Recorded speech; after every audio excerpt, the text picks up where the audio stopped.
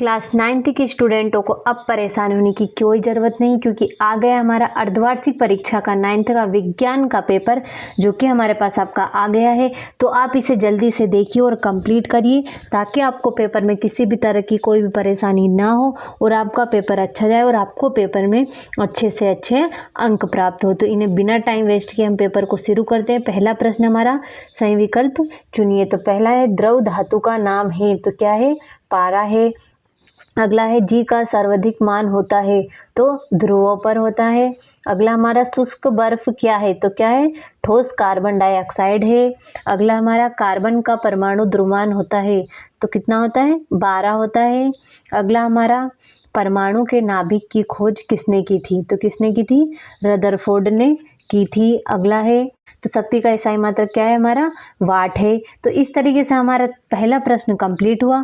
अब देखते हैं हमारा दूसरा प्रश्न, जो कि हमारे रिक्त स्थानों की पूर्ति कीजिए। तो पहला है हमारा, लाइसोसोम्स को डॉट डॉट वाली थैली भी कहते हैं, तो क्या कहते हैं? आत्मघाती थैली भी कहते हैं। अगला है, परमाणु के नाभिक में उदासीन कण डॉट डॉट होता है, तो न्यूट्रॉन होता है। अगला है हमारा डॉट डॉट कोशिका में हरित लवक पाया जाता है, तो पादप कोशिका में हरित लवक पाया जाता है। अगला है, धातुएं ताप एवं विद्युत की डॉट डॉट होती है, तो कैसी होती है? सुचालक होती है। अगला हमारा, निलंबन कणों का व्यास डॉट डॉट मीटर होता है, तो 10 की घात माइनस 5 मीटर होता है। अगला हमारा, वाष्पीकरण से डॉट डॉट उत्पन्न होती है, तो ठंडक उत्पन्न होती है। इस तरीके से हमारा दूसरा प्रश्न रिक्त स्थानों की पूर्ति कंप्लीट हुआ। अब देखते हैं हमारा तीसरा प्रश्न, जो कि है सही जोड़ी लिखिए। तो पहली है कार्य करने की क्षमता, तो इसका हो जाएगा हमारा ऊर्जा। अगला है दूरी मापक यंत्र, तो इसका होगा हमारा ओडोमीटर। अगला है जूल, तो जूल का होगा हमारा 1 न्यूटन इंटू 1 मीटर। अगला है संयोजी ऊतक, तो इसका होगा रक्त। अगला है संवेग का एसआई मात्रक, तो इसका होगा हमारा किलोग्राम मीटर सेकेंड इनवर्स। तो इस तरीके से हमारा तीसरा प्रश्न सही जोड़ी कंप्लीट हुई। अब देखते हैं हमारा चौथा प्रश्न, जो कि हमारा है प्रश्न है हमारा, एक वाक्य में उत्तर दीजिए। तो पहला है, आयोडीन व एल्कोहल के विलयन को क्या कहते हैं, तो क्या कहते हैं? टिंजर आयोडीन कहते हैं। अगला है हमारा, बल का एसआई मात्रक लिखिए। तो बल का एसआई मात्रक होगा आपका न्यूटन होगा। अगला है, एक ऐसी धातु जो कमरे के ताप पर द्रव अवस्था में पाई जाती है, तो क्या? पारा। अगला है हमारा, संवेग का एसआई मात्रक लिखिए। तो इसका होगा किलोग्राम मीटर सेकेंड इनवर्स। अगला है हमारा, तंत्रिका ऊतक का नाम लिखिए। तो इसका नाम होगा न्यूरॉन। अगला है, हृदय की पेशियां किस प्रकार की पेशियां हैं, तो किस प्रकार की पेशियां हैं?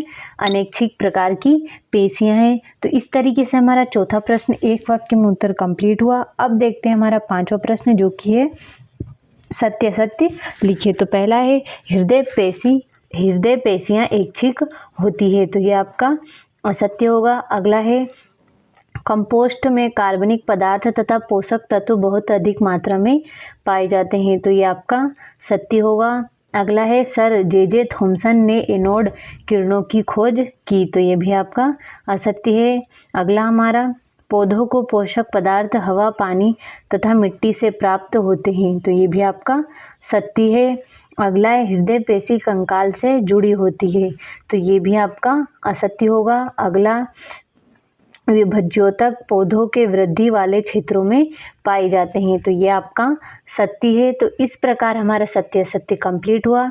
अब देखते हैं हमारा छठा प्रश्न, जो कि है आपका, निम्न तापमान को सेल्सियस इकाई में परिवर्तन करना है। अगला है, सातवां प्रश्न देखते हैं, जो कि है हमारा,